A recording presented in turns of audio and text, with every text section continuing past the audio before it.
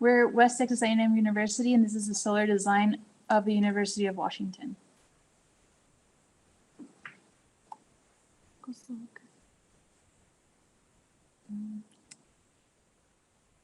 It's not moving on our end. Oh no. Here, let's re-give you control. There it is. Oh, you got it? I think so. It's on the next slide. And this is our theme. Sometimes when if I touch it, I'm so sorry. Try it one more time just to make sure, and then you might have to request control again. Sorry about that.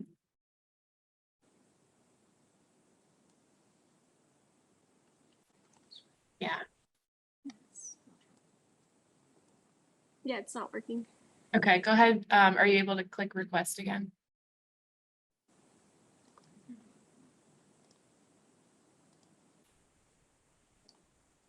Okay, we requested. Okay, you should have control now. And Jenna, restart the timer once they start so that they don't lose that whole minute there.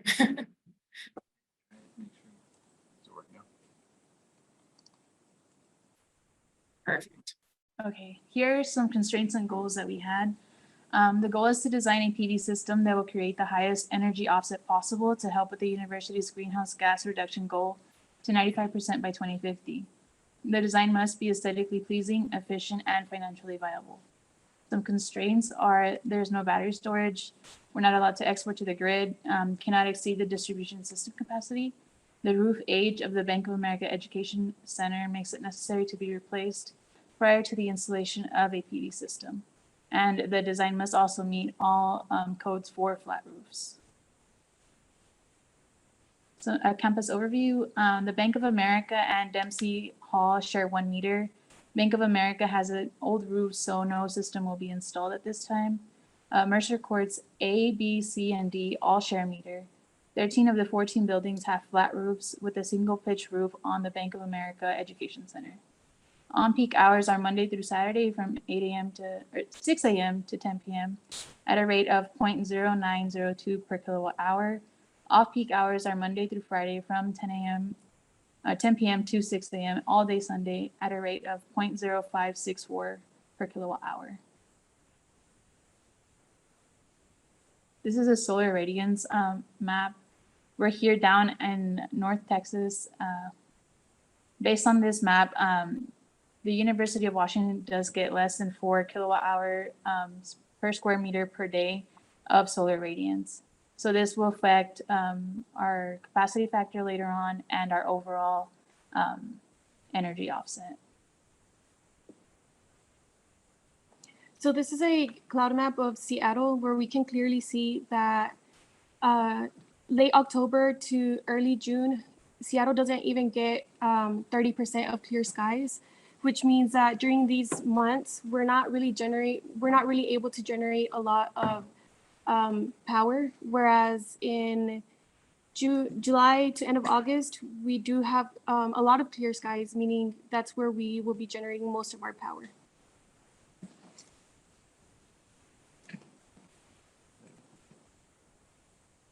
This is the PV panel P matrix where we compared 5 USA made panels and to determine the best selected panel that we could choose for our system in terms of efficiency and different factors like the warranty that it does come with on both output and material, your resistance to frontal load and hail resistance due to inclement weather, and as well as the most power per pound and per square foot, where the SunPower SPR M440 does come out on top in every category when compared to the 5 total.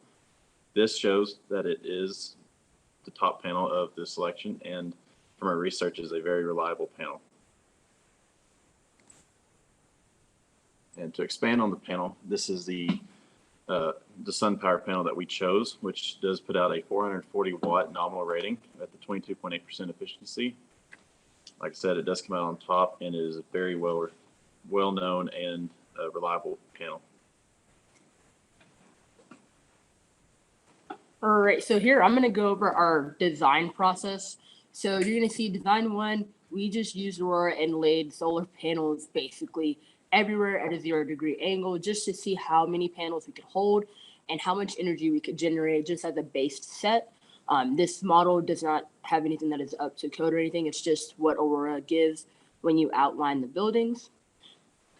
And then our second design, we used SAM to be able to determine the panel angle tilt, and it gave us 47 degrees for the Seattle, Washington location. And with it, you can tell we generated a lot less power and we used a lot less panels. And to us, that was not a sufficient or an efficient model or plan because we wanted to generate more power and utilize the space a little bit better.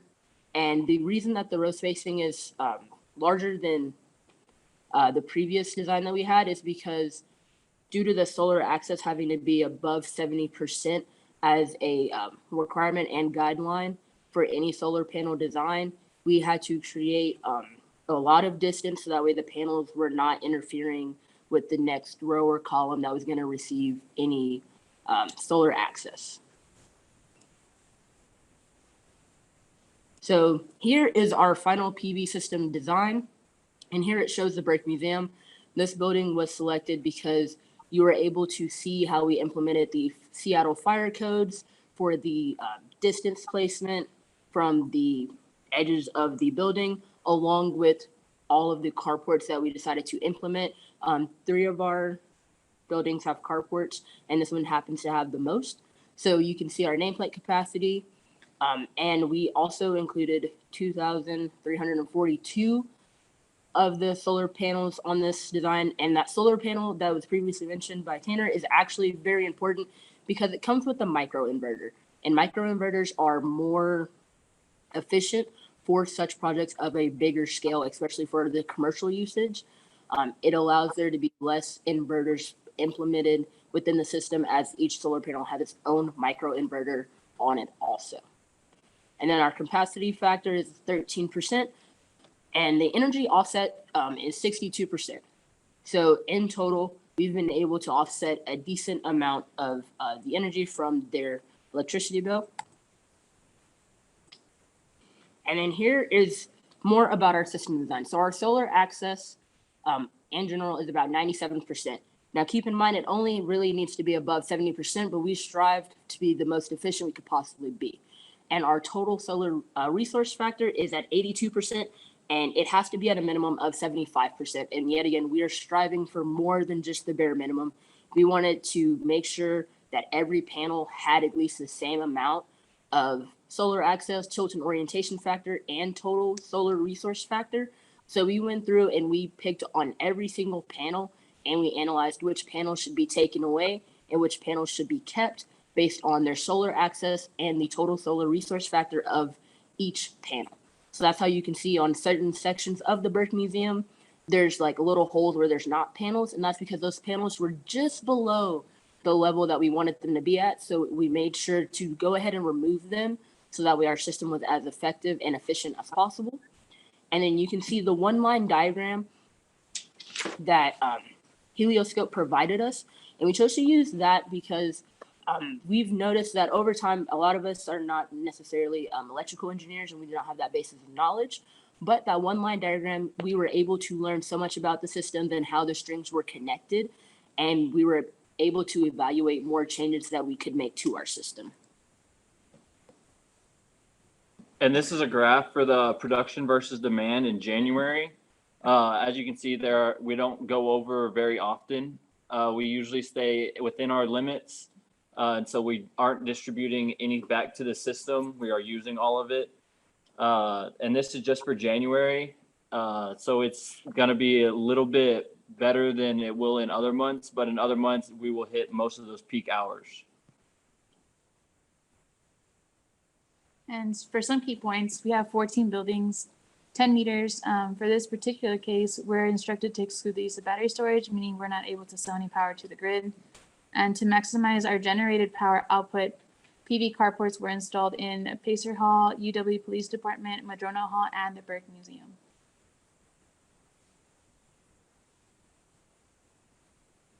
So, and this is our PV that we got for the on-peak hours and the annual. As you can see, the Burke Museum obviously produces the most because we have the most panels on there, especially with the carports that we implemented. The rest of the systems have smaller roofs and don't have as much parking spaces that we could have used for carports. So we ended up getting 3.4 million kilowatt hours annually.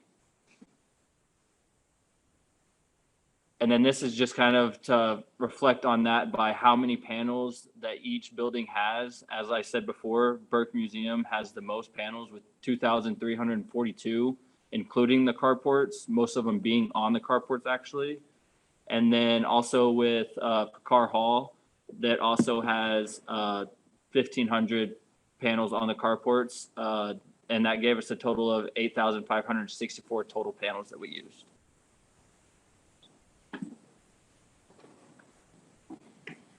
Okay, so for the financial analysis, some of the assumptions that we made are a project life of 30 years and an inflation rate of 2.5%.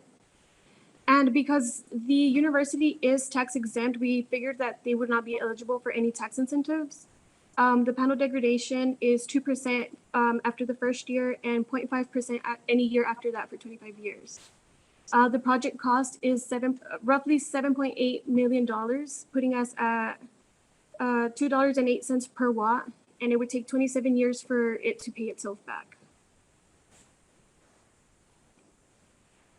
Okay, so just kind of how we calculated our final cost. So,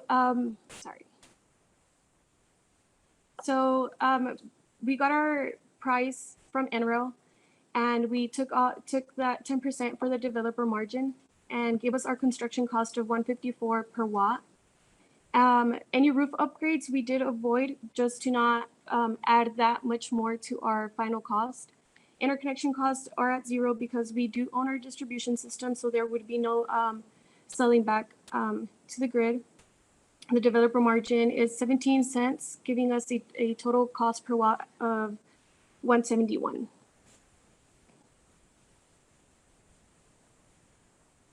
Okay, so we take our construction cost of 154 and we multiply it by our DC system size of 4.5 billion watts, and we get an aggregate construction cost of $6.9 million.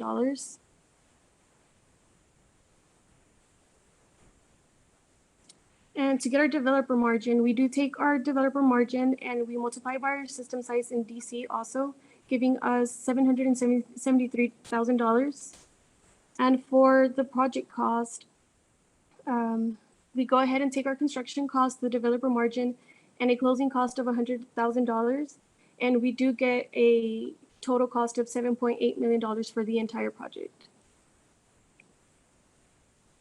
So this is our customer savings. With our system, we are able to offset the demand by 28%, where Picard, Burke Museum, and UPD contribute significantly since we did add carports to those.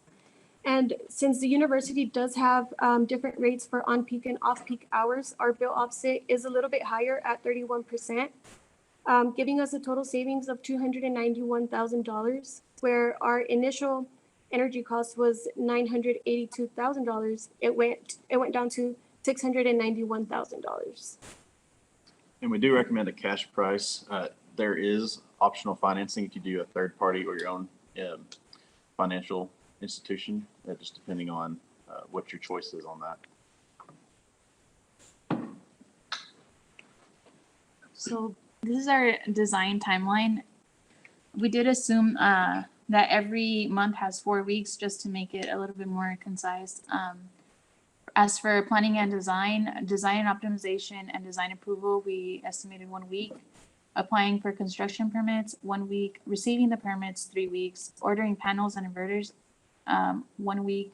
And then as the execution process, installing PV roof systems, 5 months. Installing solar carports, 6 months.